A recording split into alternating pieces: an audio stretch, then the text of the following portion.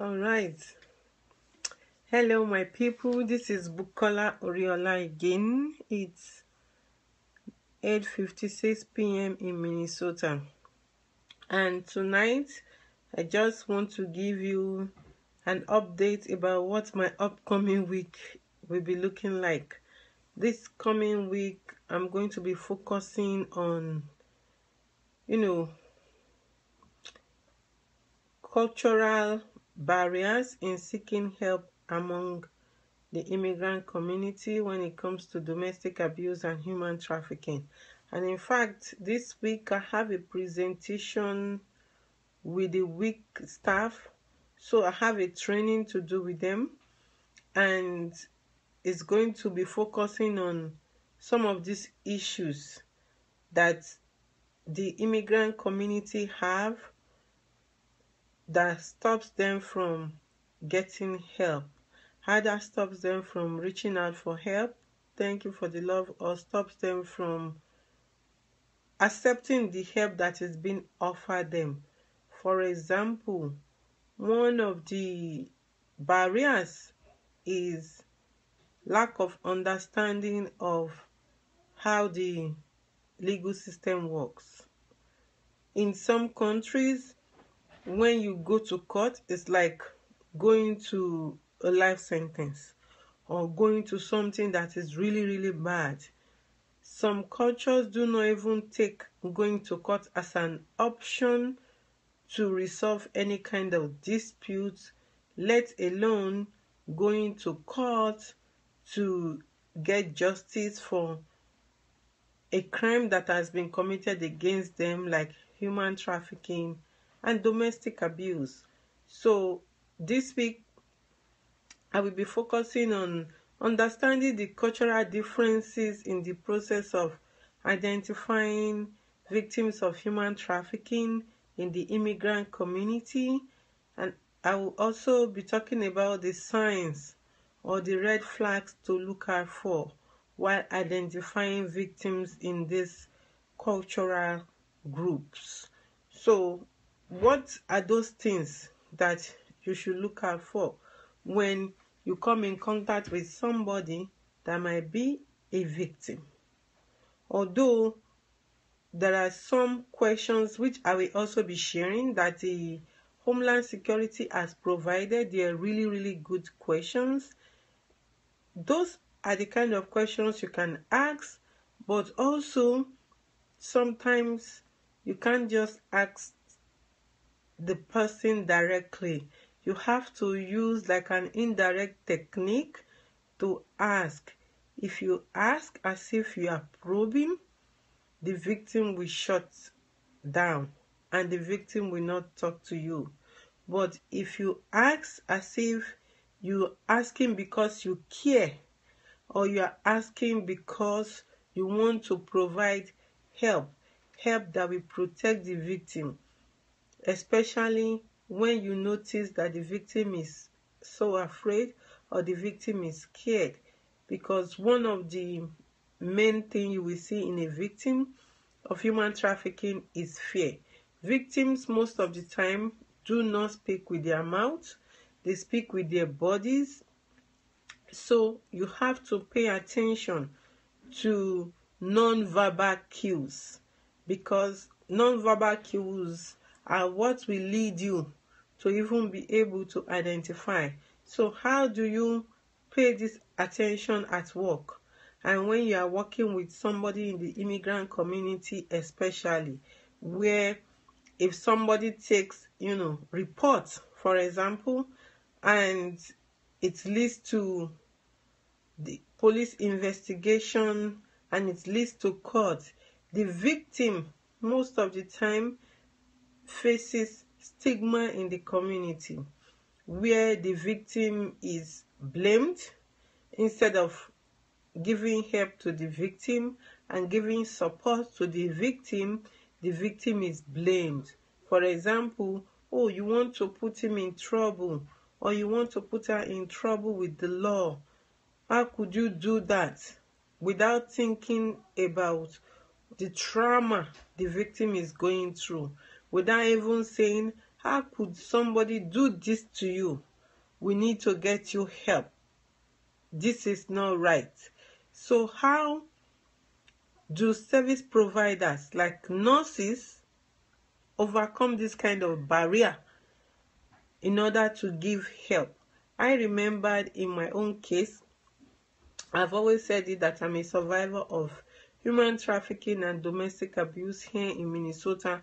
And my public health nurse that helped me, it took over a year before I opened up to her. I didn't open up to her right away, even though I was suffering and I was seeing this woman month after month, month after month, month after month. I did not say anything to her.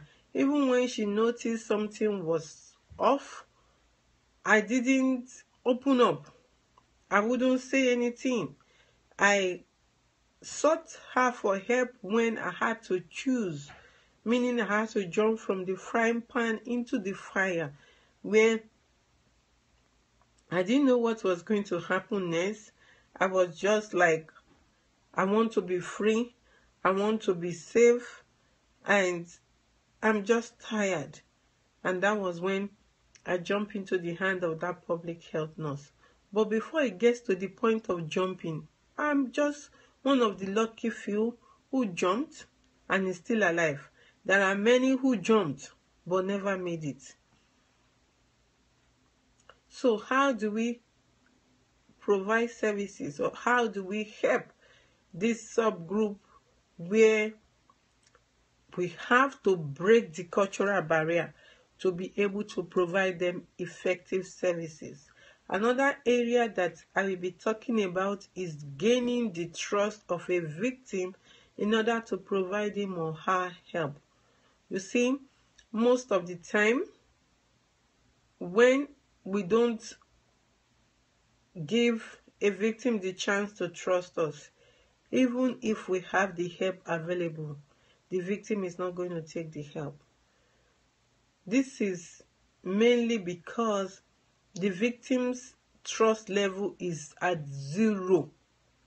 The victim does not trust anybody anymore. Someone who has trusted someone or other people or even family members, and instead of giving the person help, it's always been blaming and blaming and blaming.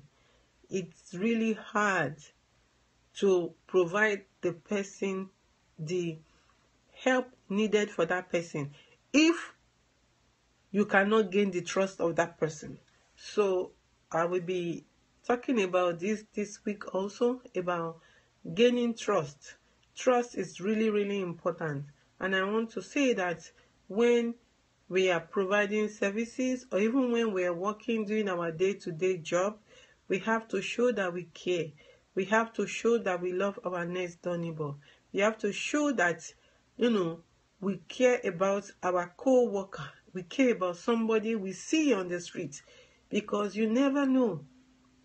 That person might be someone that you'll be able to give help to. And then using the health system to create referrals that can help victims reach out for help. So what kind of referral system can be put in place for the health practitioners? Because when you go to the hospital, sometimes they will tell you, oh, we're going to refer you to a specialist for something. So how do we begin to look at the health system and tap into that great resource they have called referrals, and use it to provide referrals to victims of human trafficking, especially in the immigrant community? Because when the referral is tied to health, they are more likely to go, because the doctor has said you have to go to this place and bring a report back. Or the nurse has said you have to go to this place and bring a report back. So how do we create this referral system beyond just, fill a form? Are you suffering domestic abuse? To tell you the truth, in the African community, except the person has been educated and the person knows, the person will say no. That is just the plain truth. So how do we create a referral system where the person can be further directed towards getting help in order to become rescued? So these are topics I'll be working on this week. I will be sharing during a training with I'll be sharing with weak staff. So because also the reason I'll be sharing with weak staff is because I had mentioned how weak was, pivotal to my own help, because I met the public health nurse that helped me through week.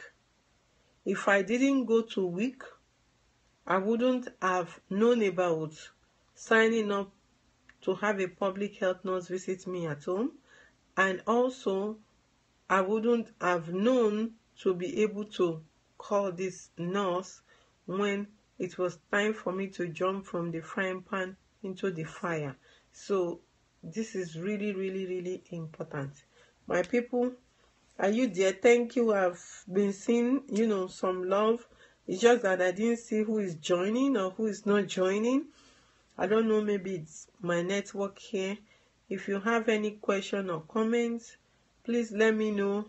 And I'm Bukola Oriola on Facebook. You can ask me questions via Facebook. Connect with me. I'm Bukola Oriola on Twitter. I'm Bukola Oriola website. And I'm Bukola Oriola on Periscope. So I would like you to connect with me. And if you have any questions, please go ahead to ask. Otherwise, I'm going to be ending this broadcast. This broadcast is just to give you heads up about what I'm going to be doing. And throughout this month, I promised you a scope a day, which I've been doing. And it's been fun and at the same time tasking. And I think today is the 18th. So by now, I kind of know how I'm going to continue to do this. At the end of October, I'll be telling you more about what my schedule is going to be looking like, what days I will be scoping, and what you will be expecting like during the week, and how to ask me questions. You can send me email. Please send email to bukola@bukolaoriola.com. And then I also will appreciate it if you can suggest topics you want me to cover. I will be glad to talk about, topics you want me to cover. If you have questions that you cannot ask here, send me an email, bukolaoriola@bukolaoriola.com, or shoot me a message via Facebook. I'm Bukola Oriola on Facebook. And if you know anybody that might benefit from my scopes, direct them to me. Now I'm using Catch to save this broadcast, and I'm also downloading them to put on YouTube. I've been trying to download with the comments. However, I've been having technical issues on that. So some broadcasts were downloaded with comments, some were not. But of course you get the information, except that some of the comments were not shown. And I remember that, was it last weekend or so, that I talked about Mimi foods. So it's just today that I was able to send Mimi an email. So to give you updates about Mimi, Mimi is a food company that provides food that the immigrant community will eat. Like, for example, let me just say at least Africa. So, and excuse me, I had learned about Mimi through one of the Asian grocery stores that also carry African food. And they had what they call pap. It's cornmeal, but it's called pap, it's called ogi, it's called akamu. And I did a scope on it and even showed you guys their label. And I've sent them an email today. Hopefully they will reply my email sometime soon about finding a local shelter or an organization that work with victims of human trafficking in their own community to support with their African food, because that will help with providing culturally sensitive services to victims of human trafficking and domestic abuse. So I would like to end my Periscope now. I will talk to you again. Thank you so much for your time, and God bless you. Again, I'm Bukola Oriola, and do have a blessed week ahead of you. Bye bye.